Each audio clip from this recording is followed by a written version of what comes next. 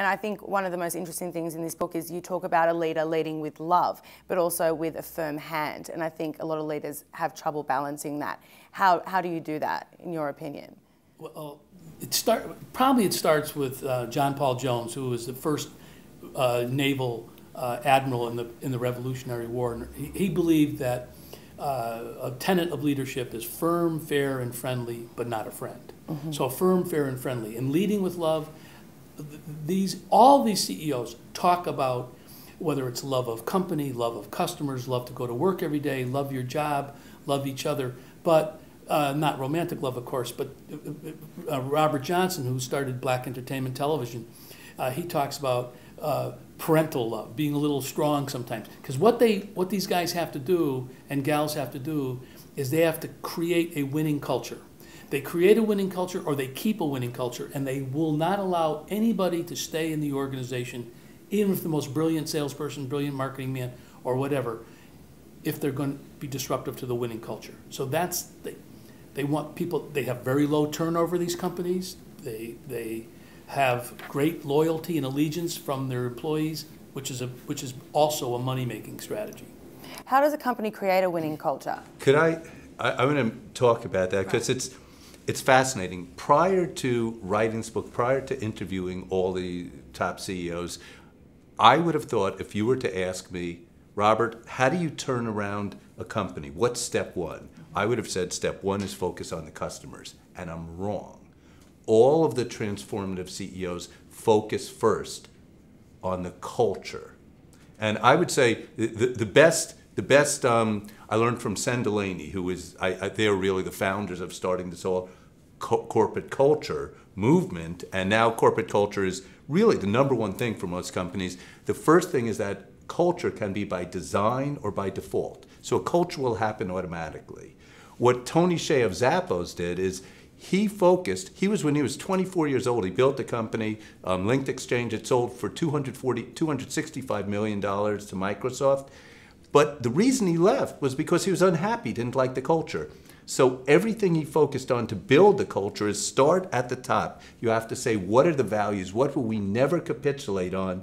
And people have to work. Then, once you galvanize everyone, they start focusing, how do we connect with customers? How do we create new customers? And that's what Zappos did. They had no money. They had an obstacle again. And that's what made them say, let's first focus on only the culture. And what our culture will do is care about the customer. Jim McCann, he's the CEO of 1-800-Flowers.com.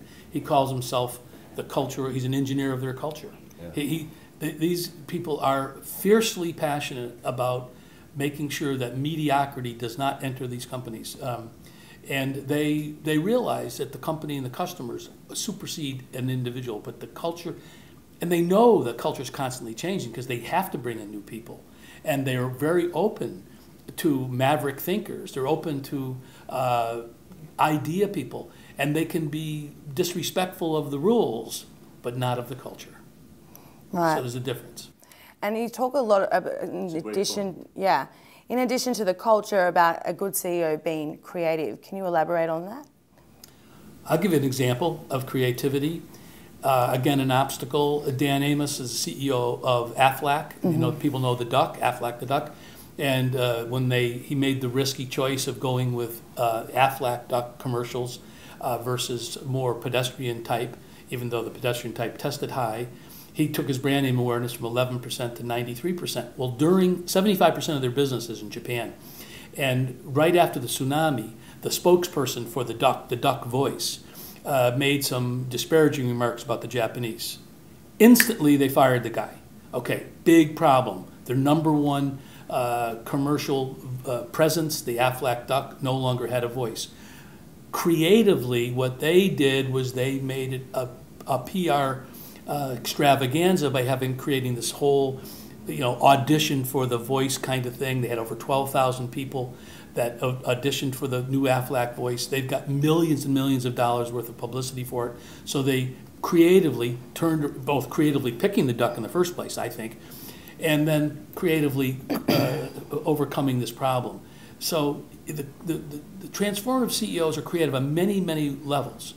And Arkady Kuhlman, he says that the new CEO going forward has has got to be an idea person, has to be a Renaissance man, a Renaissance woman, has to be very creative. They are.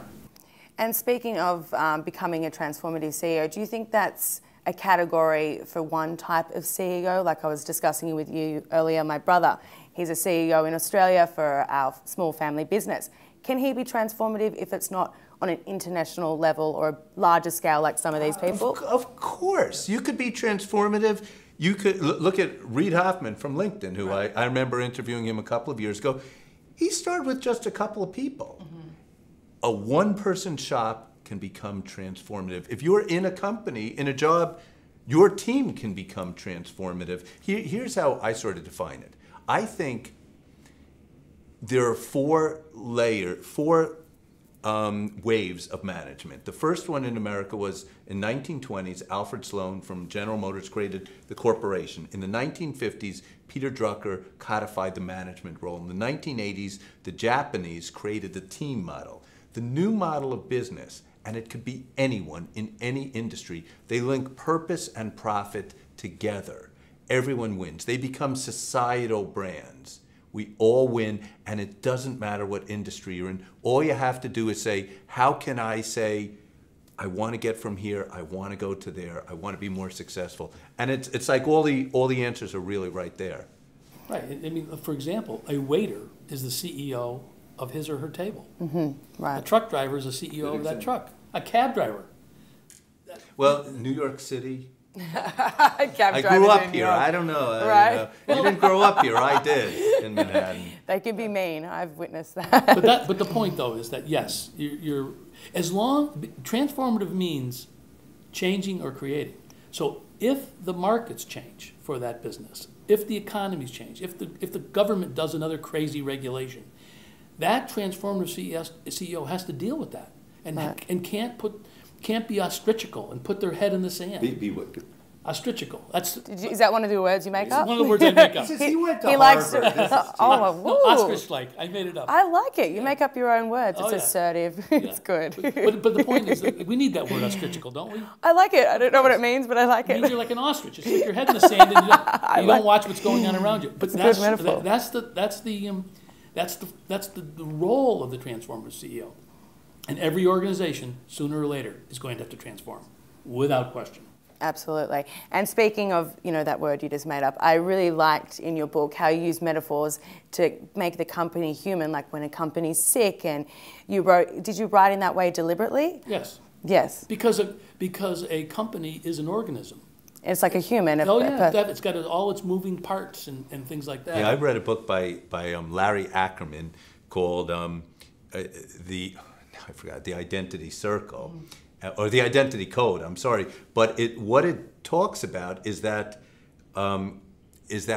individual companies are like human beings. Right. They have the same type of mechanism. They have rhythms. They have cadence. They grow. Identity they decline. Is destiny. That's the Right. But the point though is that yes, that's right. If people looked at that's what transformative CEOs do. They nurture their culture. It's like a human, and they take care of it. And that's what you said Bob Johnson did when he founded BET, which was a real game changer. He said he took it like being a parent. This is my baby. Right, exactly. And finally, I want to finish on knowing who is your favorite CEO, and you must have one. I'm not. I don't. I'll tell you what. Come on. I'll tell you. I have a favorite chapter. Okay, what's your favorite? My favorite chapter in the book is... It's very political of you. Well, of course.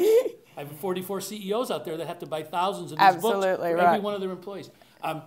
The chapter is called Exude Delight. Okay. And it's a little short chapter, probably shorter than most, because, you can read this book, Sally, in a couple hours? Yes. And so Exude Delight is about the fact that everybody, when somebody does something good, you should, if you're the transformative CEO, you should be exuding delight. Someone puts a package together correctly, makes a delivery, but there's a 3 or 4 year old kid in the chapter, and every time the teacher gives her something like a lollipop, she goes, "For me!" And therefore she has everybody wrapped around her finger. And when you exude delight as an individual or as a corporation, your customers love it. That they love to go to work in a place where everybody is being. No one goes to work and says, "I want to screw up today," or to be, just a mope-a-dope. Exude Delight is my favorite because of that. And your favorite CEO is? And to see, you didn't No. give who your favorite CEO. Well, who's your favorite person interviewing? You two. Of course. You two. So then you're the CEO of the show, and you're our favorite. Right, there we go. We're both political. Well, thank you so much, guys, for coming in and joining us today. Thank you. It's great. I'm Sally Turner for IB Times TV.